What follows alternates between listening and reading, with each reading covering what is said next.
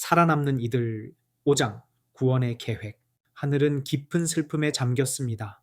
사람이 타락하여 하나님께서 창조한 세상이 불행과 질병, 사망으로 차게 될 것과 죄를 짓는 자에게는 피할 길이 없다는 것을 알게 되었기 때문입니다. 아담의 온 가족은 죽을 수밖에 없었습니다. 예수님의 얼굴에 동정과 슬픔이 드리웠습니다. 잠시 후 주님은 하나님 아버지를 두른 찬란한 빛으로 나아갔습니다. 예수님께서 아버지와 의논하는 동안 천사들은 굉장히 걱정하는 듯 했습니다. 예수님은 세 번이나 아버지를 두른 영광스러운 빛 가운데로 들어갔다가 나오셨습니다. 이후 그분의 얼굴은 고민하는 빛이 사라지고 말로 묘사할 수 없는 고상함과 자비로움으로 빛났습니다. 그 후 예수님은 천사들에게 잃어버린 인간을 위한 구원의 길이 마련되었음을 알리셨습니다. 자신을 통해 인류가 용서받도록 아버지께 간구한 결과 자신의 생명을 속죄물로 드리기로 한 것, 그분이 친히 죽음의 선고를 받기로 한 것, 또 그분께서 피를 흘리시고 친히 하나님의 율법을 순종한 공로로 인류가 하나님의 은혜를 얻어 다시 아름다운 동산으로 들어가 생명나무 열매를 먹을 수 있을 것에 대하여 말씀하셨습니다. 나는 아버지의 진노와 죄를 범한 인간 사이에 중보자로 설 것이다. 직접 죄악을 지고 경멸을 당할 것이다. 그럼에도 나를 하나님의 아들로 받아들이는 자는 몇 안 될 것이다. 거의 모든 사람이 나를 미워하고 배척할 것이다. 모든 영광을 떠나 세상에서 사람이 될 것이고 사람이 당하는 여러 가지 시험을 실제로 체험할 것이다. 이것은 시험 당하는 자를 어떻게 구원할 수 있을지를 알기 위함이다. 마침내 내가 교사로서의 사명을 다 이루고 나면 사람의 손에 잡혀 사탄과 그 부하들이 가할 수 있는 거의 모든 잔혹함과 고통을 당할 것이며 나는 죄인과 같이 하늘과 땅 사이에 매달려 가장 참혹한 죽임을 당하게 될 것이다. 너희들이 참아 보지 못해 얼굴을 가릴 정도로 무서운 고민의 시간을 당할 것이다. 그분은 육체적 고통뿐만 아니라 그것과 비교할 수 없는 더 심한 정신적 고통을 겪게 될 것입니다. 그분은 온 세상의 죄를 취하실 것입니다. 그러나 자신이 죽었다가 사흘 만에 부활할 것과 아버지께로 올라가서 타락하고 죄 많은 인류를 위하여 중보할 것이라고 말씀하셨습니다. 천사들은 예수님 앞에 엎드리며 말했습니다. 우리들의 생명을 바치겠습니다. 그러나 예수님께서 이렇게 대답했습니다. 너희들이 바치는 생명으로는 죄의 빚을 갚을 수 없다. 나의 생명만이 아버지께 받아들여질 수 있다. 나를 통해 많은 사람이 구원을 얻을 것이다. 너희는 나와 함께 해야 할 일이 있다. 때로 나에게 힘을 줘야 한다. 예수님은 자신이 타락한 인성을 취하심으로 천사들이 가진 힘보다도 더 못한 힘을 갖게 될 것과 그들이 그분의 굴욕과 큰 고난의 증인이 될 것이라고 말했습니다. 또한 그들이 그분의 고통과 그분에 대한 사람들의 증오를 볼 때 격한 감정에 휩싸이게 될 것이며 그를 죽이려는 자들의 손에서 그분을 구원하려 하고자 할 것이지만 어떤 어려운 일을 겪는 것을 볼지라도 간섭하지 말아야 하며 그분의 부활에 그들이 해야 할 일이 있다는 것을 알렸습니다. 예수님은 거룩한 슬픔으로 천사들을 위로하고 격려했습니다. 장차 구속받은 사람들이 나와 함께 있을 것이다. 나의 죽음으로 많은 사람이 대속받고 사망의 세력을 잡은 자를 멸망시키게 될 것이다. 아버지께서 나라와 온 천하 열국의 권세를 내게 주실 것이다. 나는 영원토록 그 나라를 소유할 것이다. 다시는 사탄과 죄인들이 정결케 될 새 땅을 어지럽히지 못할 것이다. 아버지께서 허락하신 이 구원의 계획을 기꺼이 받아들여라. 타락한 사람이 나의 죽음으로 다시 하나님의 은총을 얻고 천국을 누리게 될 것을 바라보고 기뻐하라. 표현할 수 없는 기쁨이 하늘을 가득 채웠습니다. 반역한 인류를 위하여 지극히 사랑하시는 자를 죽는데 내주는 하나님의 크신 자비와 희생, 또한 자신의 생명을 주기 위하여 아버지의 품을 떠나 고통과 고민의 생애를 살고 치욕적인 죽음을 겪는 길을 택한 예수님의 자기 부정과 희생에 천사들은 찬송과 경배를 드리지 않을 수가 없었습니다. 하늘 무리는 노래를 부르기 시작했습니다. 그들은 수금을 타며 이전보다 더 높은 소리로 노래를 불렀습니다. 한 천사가 말했습니다. 하나님께서 자신이 그토록 사랑하는 아들을 아무런 고민 없이 내준 줄로 생각하느냐? 아니다. 그렇지 않다. 죄인을 멸망하도록 버려둘 것인가? 그렇지 않으면 그들을 위하여 그분의 사랑하는 아들을 죽는데 내줄 것인가 하는 것은 하나님께 큰 갈등이었다.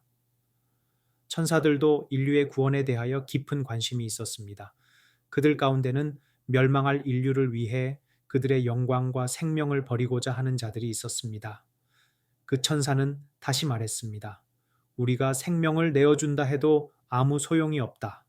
범죄가 너무나 크기 때문에 우리의 생명으로는 그 빚을 갚을 수가 없다. 하나님의 아들의 죽으심과 중보 외에는 그 빚을 갚아 잃어버린 인류를 속절없는 슬픔과 불행 가운데서 구원할 수 없다.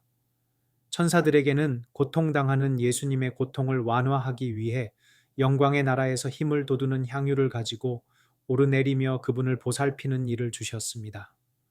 또한 그들은 악한 천사들과 사탄이 성도들 주위에 끊임없이 펴놓는 흑암으로부터 그들을 보호하고 지키는 일을 해야 할 것입니다. 사탄은 인간을 타락시켜 하나님의 아들을 그 높은 지위에서 끌어내릴 수 있다는 사실에 기뻐했습니다.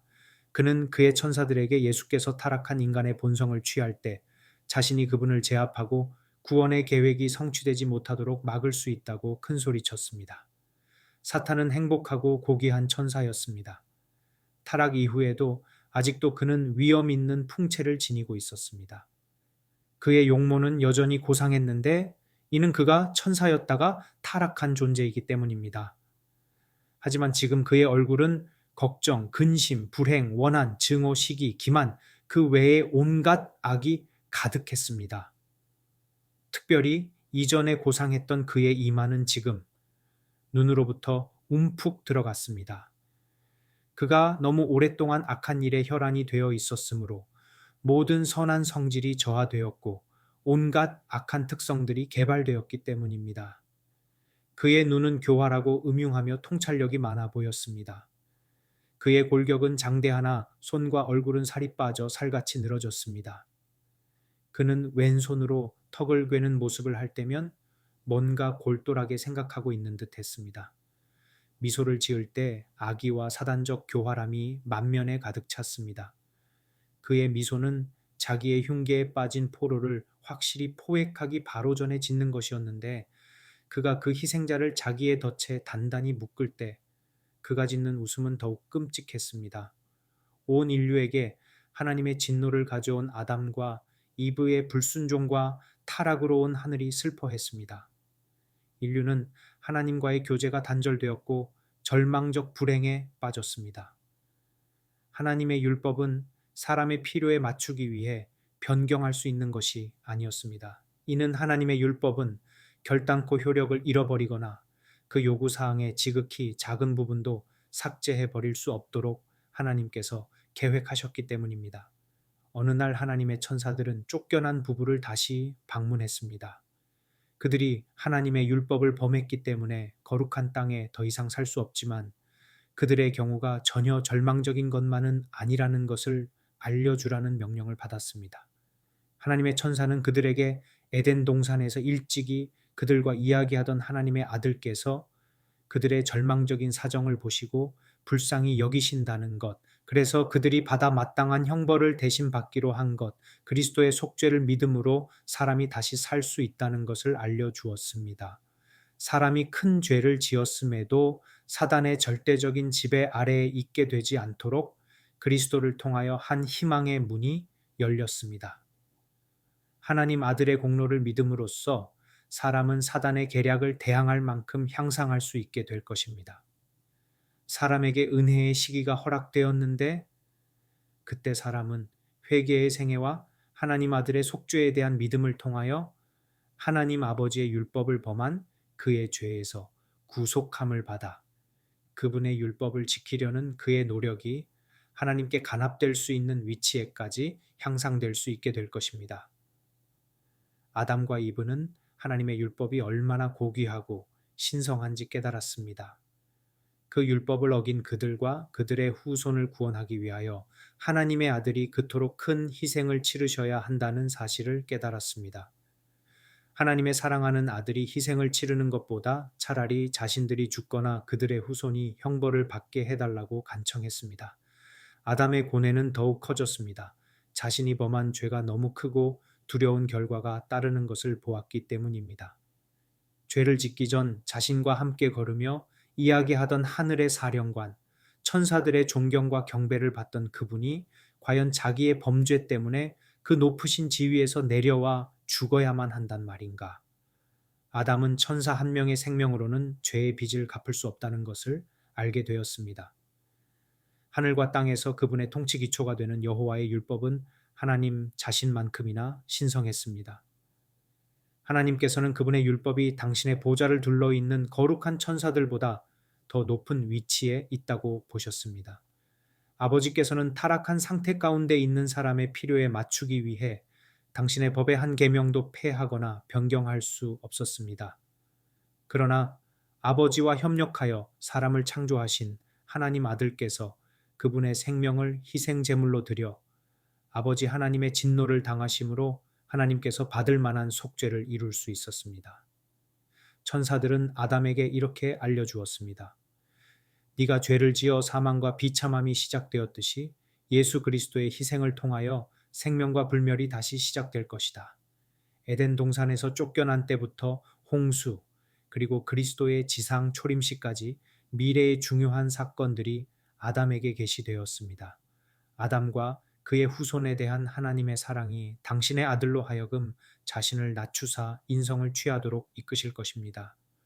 예수님의 굴욕, 낮아짐을 통해 그를 믿는 모든 사람을 높이 올릴 것입니다. 이러한 희생은 온 세상을 구원하고도 남을 것입니다. 그러나 구원을 받아들이는 사람은 극히 적을 것입니다. 많은 사람이 그리스도의 크신 구원에 참여하는 일에 요구되는 조건을 따르지 않을 것입니다. 그들은 회개하고 순종하며 드려진 희생 제물의 공로를 믿음으로 의지하기보다 하나님의 율법을 범하고 죄짓기를 좋아할 것입니다. 이 희생은 무한한 가치가 있어 이것을 자기의 것으로 받아들이는 사람들을 정금보다도 오빌의 순금보다도 더 귀하게 만들 것임에도 불구하고 말입니다. 아담은 인류가 세대를 이어 내려오면서 죄악과 범죄와 부패를 증가시킬 것을 보았습니다. 그것은 사람들이 하나님의 거룩한 율법을 범하려는 그들의 타고난 경향에 굴복할 것이기 때문입니다. 인간의 계속되는 범죄로 하나님의 저주가 인류와 육축과 지면에 더욱 무겁게 내리게 될 것을 보았습니다. 하지만 불의와 폭력이 꾸준히 증가하는 중에도 인류의 고통과 비애의 온갖 풍랑 가운데서도 하나님께 대한 지식을 보존하고 만연한 도덕적 부패에 물들지 않을 적은 무리가 언제나 남아있을 것도 보았습니다. 이 계시를 통해 아담은 하나님의 법을 어기는 죄의 본질에 대해 깊이 이해할 수 있게 되었습니다. 죄의 결과로 도덕적, 정신적, 육체적 퇴화가 인류에게 나타날 것과 마침내 온갖 형태의 비참한 일들로 세상이 가득 차게 될 것을 보았습니다. 사람의 수명은 사람이 하나님의 의로운 율법을 어겼기에 짧아졌습니다. 마침내 인류는 너무도 가치가 떨어져서 열등하고 무가치하게 여겨졌습니다. 사람들은 육신의 방종으로 갈바리의 신비함, 속죄의 장엄하고 숭고한 사실들, 그리고 구원의 계획을 이해할 능력을 잃었습니다. 하지만 인류의 연약함과 쇠약해진 정신적, 도덕적, 육체적 능력에도 불구하고 그리스도께서는 그분이 하늘을 떠나신 목적에 충실하여 연약하고 천하게 되고 타락해버린 인류에게 끊임없는 관심을 가지고 있습니다. 그들의 연약함과 큰 결점들을 당신 안에 숨기라고 그들을 부르십니다. 예수께로 간다면 그분은 모든 필요를 공급해 주실 것입니다. 아담이 하나님이 주시는 특별한 지시에 따라 속죄의 제물을 바쳤습니다. 그것은 매우 고통스러운 의식이었습니다. 하나님만이 주시는 생명을 자기 손으로 죽여서 제물을 드려야 했습니다. 처음 죽음을 목격한 것입니다. 아담은 고통 속에서 바둥대며 죽어가는 희생 제물을 바라보며 그 희생 제물이 가리키는 것, 곧 하나님의 아들 인류를 위하여 돌아가실 분을 믿음으로 바라보아야 했습니다. 하나님께서 제정하신 이 희생 제물은 아담에게 그의 죄를 항상 기억나게 하고 자기의 죄를 뉘우치게 할 것입니다. 생명을 끊는 이 행위는 아담에게 그리스도의 죽음 외에 다른 어떤 것으로도 속할 수 없는 그의 죄에 대해 더 깊고 더 완전하게 깨닫게 해 주었습니다. 죄인을 구원하기 위해 이러한 속량물을 주신 무한한 인자함, 비할 데 없는 사랑에 대하여 아담은 경탄하지 않을 수 없었습니다. 아담이 죄 없는 희생 제물을 죽일 때 마치 자신의 손으로 하나님 아들의 피를 흘리게 하는 듯 느꼈습니다. 그는 만일 자신이 하나님께 꿋꿋하게 충성하고 하나님의 거룩한 율법에 순종하였더라면 짐승이나 사람이 죽는 일이 없었으리라는 것을 깨달았습니다. 그러나 하나님의 사랑하는 아들의 크고도 완전한 재물을 가리키는 희생 제물 속에서 어둡고 무서운 미래를 위한 희망의 별이 비추었습니다. 처음에는 각 가족의 가장이 자기 가정의 통치자이자 제사장으로 여겨졌습니다. 이후 인류가 땅 위에 번성하자 하나님의 임명을 받은 사람들이 백성들을 위하여 희생 제물을 드리는 엄숙한 예배를 인도하기 시작했습니다. 짐승의 피는 죄인들의 마음 가운데 하나님 아들의 피를 연상시킬 것입니다. 희생 제물의 죽음은 모든 사람에게 죄의 삭슨 사망이라는 사실을 분명히 증거할 것입니다. 희생 제물을 드리는 일로 죄인은 자기의 죄책을 인정하고 제물이 예표한 하나님의 아들의 크고 완전한 희생을 바라보고 믿는 자기의 신앙을 나타내었습니다. 하나님 아들의 속죄 없이는 하나님으로부터 사람에게 그 어떤 축복이나 구원도 이르러 올 수 없습니다. 하나님은 자기 율법의 영예를 소중히 여기십니다. 그 율법을 범함으로 하나님과 사람 사이에 두려운 단절을 초래했습니다. 죄 없는 상태에 있을 때 아담에게는 그를 지으신 하나님과의 직접적이며 자유스러운 교제가 허락되었습니다. 하지만 범죄 이후 하나님께서는 그리스도와 천사를 통해서만 사람과 소통하게 되었습니다.